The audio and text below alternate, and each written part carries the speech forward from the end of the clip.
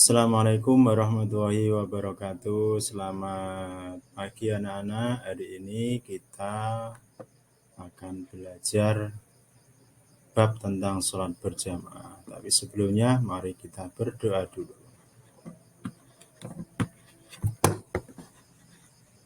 Oke anak-anak, kita lanjut bab sholat berjamaah. Sholat bersama disebut jamaah. Paling sedikit ada 2 orang pemimpin sholat. Namanya imam yang mengikuti disebut makmum. Sholat berjamaah lebih utama, hukum berjamaah itu sunnah muakkad 27 derajat jumlah pahalanya. Yuk semuanya sholat berjamaah. Oke, jadi anak-anak, sholat itu sangat indah, sangat asik. Nah, di sini Bapak akan membagi menjadi 5. Yang pertama adalah pengertian dan hukum sholat berjamaah. Dilanjutkan syarat sah sholat berjamaah, hukum sholat masbuk, halangan sholat berjamaah, dan keutamaan sholat berjamaah.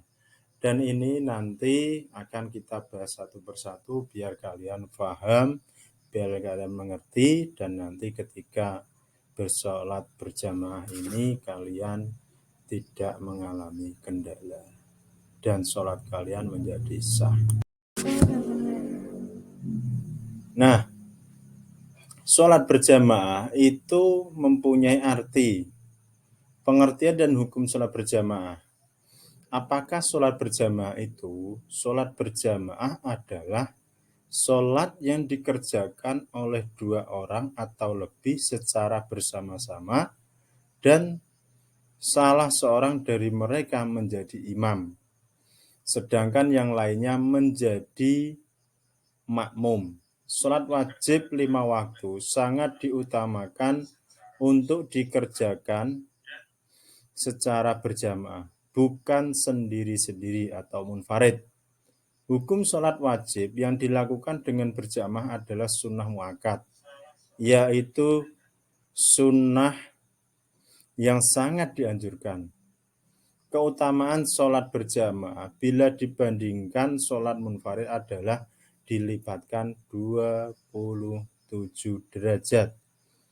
Seperti hadis yang ada di papan ini, seperti di depan kalian ini, nanti kita baca sama-sama. Oke anak-anak, semoga kalian tahu bahwa pengertian sholat berjamaah itu seperti ini dan keutamaannya sangat luar biasa dibandingkan dengan sholat sendiri. Maka sangat dianjurkan untuk sholat berjamaah. Selanjutnya, syarat sah sholat berjamaah. Yang pertama ada imam. Otomatis ketika kita berjamaah harus ada imam. Yang 2, makmum berniat untuk mengikuti imam. Tidak boleh makmum itu mendahului imam. Yang ketiga, dikerjakan dalam satu majelis. Artinya kalau di musola berarti dalam satu ruangan. Tidak boleh imamnya di rumah, makmumnya di musola. Ini tidak boleh. Yang keempat adalah makmum sesuai dengan salatnya imam. Artinya mengikuti gerakan yang dilakukan oleh imam. Tidak boleh misalkan imam berdiri ternyata makmumnya duduk. Ini tidak diperbolehkan. Kalau dilakukan maka sholatnya menjadi tidak sah atau batal. Oke anak-anak, sekarang kita lanjut ke syaratnya imam. Imam ini juga ada syaratnya, tidak harus tiba-tiba menjadi imam. Dia harus ada syaratnya. Yang A, mengetahui syarat dan rukun serta perkara yang membatalkan. Artinya dia tahu tata cara bagaimana sholat berjamaah dan tahu bahwa ini yang membatalkan dan ini yang tidak. Yang B, fasih dalam membaca ayat-ayat Al-Quran. Dia harus bisa makhorijul hurufnya bagus, sifatul hurufnya harus pas, sehingga dalam membacanya nanti sesuai dengan tajwid. Yang C, paling luas wawasan agama dibandingkan yang lain. Artinya seorang imam ilmu agamanya harus lebih baik dari makmumnya karena diutamakan yang mengerti agama. Lanjutnya yang D, berakal sehat, artinya dia tidak gila. Tidak gila berarti dia sangat sehat. Yang E, baligh. Baligh ini berarti dia sudah bisa mengetahui mana halal, mana haram, mana ini najis dan mana ini tidak. Bisa membedakan baik dan buruk. Sudah dewasa. F, berdiri pada posisi paling depan. Otomatis seorang imam harus di depan, biasanya di masjid atau di musola ada tempat khusus di depan untuk imam dan di belakangnya ada makmum. Yang G, seorang laki-laki atau perempuan juga boleh jadi imam kalau makmumnya perempuan semua. Kalau ada makmumnya laki-laki berarti tidak boleh. Khusus perempuan ini makmumnya juga harus perempuan. Dan yang terakhir anak-anak, tidak sedang bermakmum kepada orang lain. Artinya berarti no imame dua, ya jelas tidak boleh. Oke, paham dari sini sebelum kita lanjutkan? Baik, tadi Bapak menjelaskan tentang syarat imam. Sekarang kita akan membahas syarat makmum. Jadi makmum juga ada syaratnya. Yang pertama anak-anak yang A, makmum berniat mengikuti imam. Artinya dalam hati kita harus mengikuti imam. Tidak boleh. Kalau tidak seperti itu berarti kalian sholat sendiri atau sholat munfarid. Yang B, mengetahui gerakan sholat imam. Tidak boleh umpamanya imamnya di musola, kalian di belakang tertutup. Ini tidak nyambung, imamnya tidak kelihatan. Ini tidak boleh. Yang C, berada dalam satu tempat dengan imam. Berarti dalam satu ruangan atau mungkin kalau sholat Idul Fitri, Idul Adha di lapangan berarti dalam satu lapangan. Yang D, posisinya di belakang imam, tidak boleh di depannya.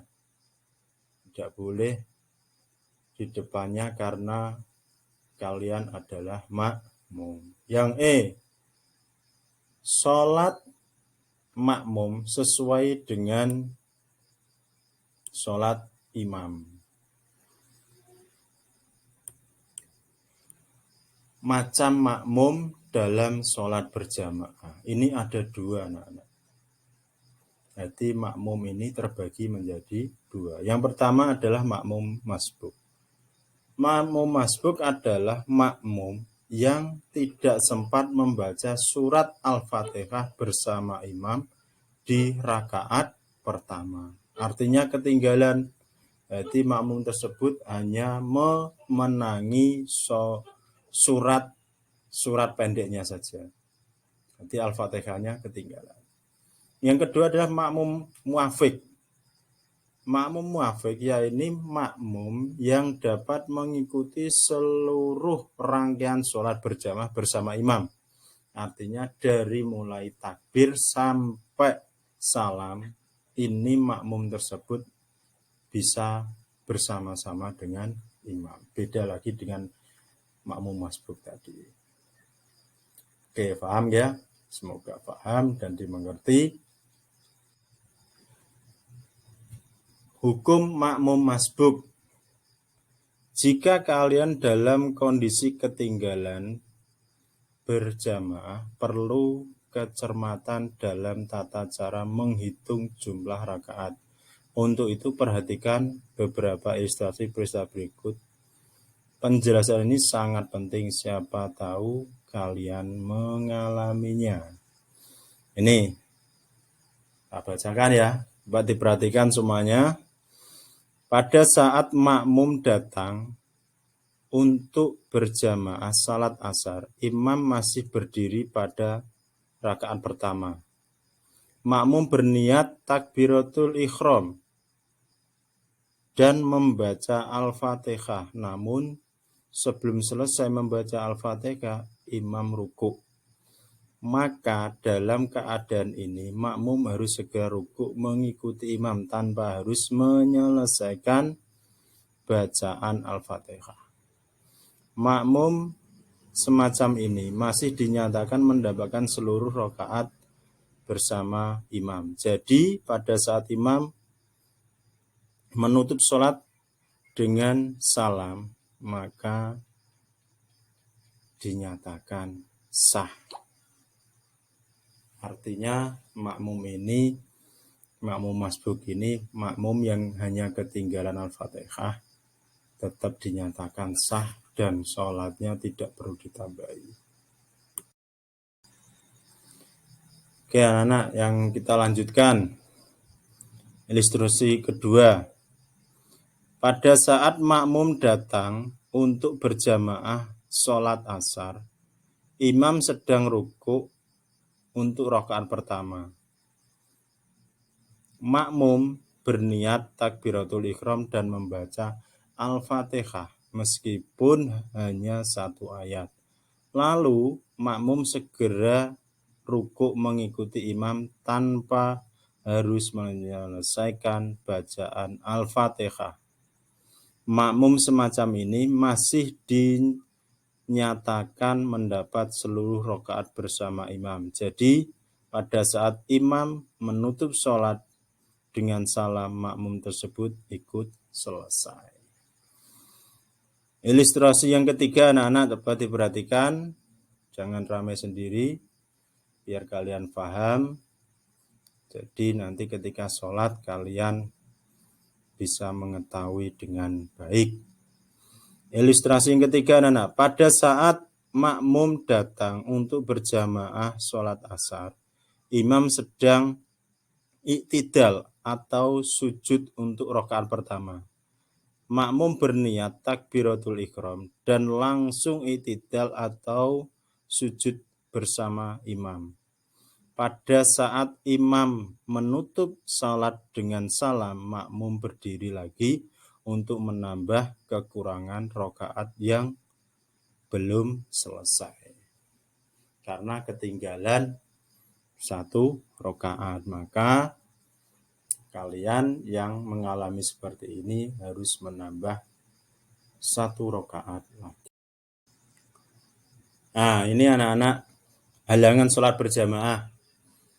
Jadi sholat berjamaah ini juga ada halangannya anak-anak. Yang pertama adalah hujan yang mengakibatkan susah menuju ke tempat sholat berjamaah.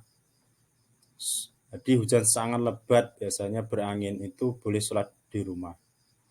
Yang B, angin kencang yang sangat membahayakan, biasanya ada angin topan, angin lesus, puting beliung dan sebagainya. Ini bisa kalian sholat sendirian agar nanti kalau terjadi apa-apa bisa segera melarikan diri. Oke, yang C, sakit yang mengakibatkan susah berjalan menuju ke tempat sholat berjamaah. Oke, sakit, tapi sakitnya sakit ya seperti panas, itu mungkin bisa sakit panu, sakit kukul ya tidak anak-anak. Oke. Yang D, sangat ingin buang air besar atau buang air kecil. Artinya apa ya bahasanya anak-anak? Kebelet. Pokoknya nanti kalau nggak bisa diempet, maka sholat berjamaah ini menjadi gugur. Bisa kalian sholat sendirian. Yang E, karena baru makan makanan yang baunya sukar dihilangkan seperti pete jengkol. Nah, ini siapa yang sedang makan pete jengkol? Ini baunya. Biasanya kalau di kita Bojonegoro itu melandingan, nah, lantoro. Ini baunya yang luar biasa.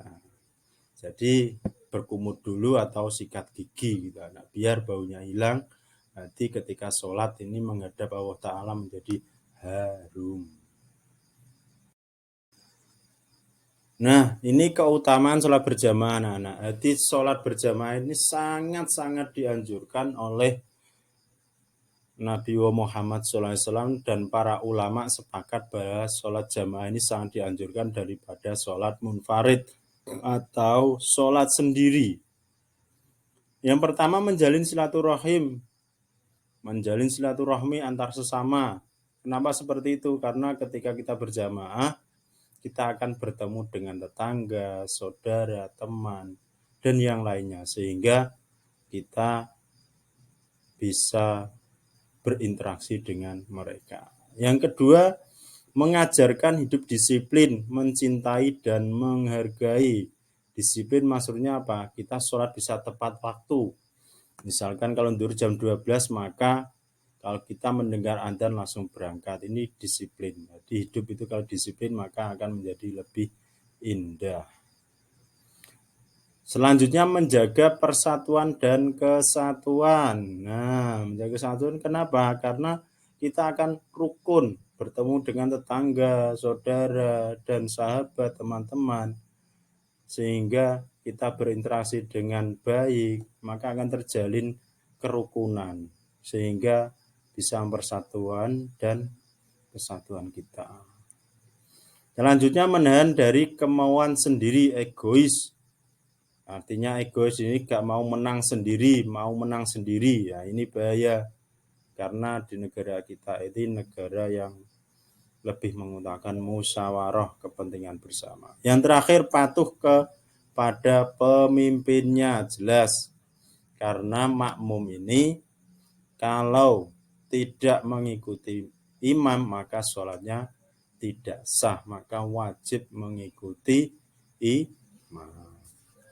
Paham ya? Saya harapkan kalian paham karena ini penting sekali anak-anak. Oke, ini yang terakhir anak-anak. Oke, konsentrasi biar kalian paham, biar kalian tahu. Oke ya, bahan metode indeks cut match. Sholat berjamaah, sholat yang dikerjakan oleh 2 orang atau lebih secara bersama-sama. Sholat munfarid, sholat yang dikerjakan sendirian. Makmum masbuk, makmum yang tidak sempat membaca surat Al-Fatihah bersama imam di rakaat pertama. Makmum muafiq, makmum yang dapat mengikuti seluruh rangkaian salat berjamaah bersama imam. Keutamaan sholat berjamaah, pahala dilipatkan sampai 27 derajat. Halangan sholat berjamaah, sakit, hujan, angin, dan seterusnya itu anak.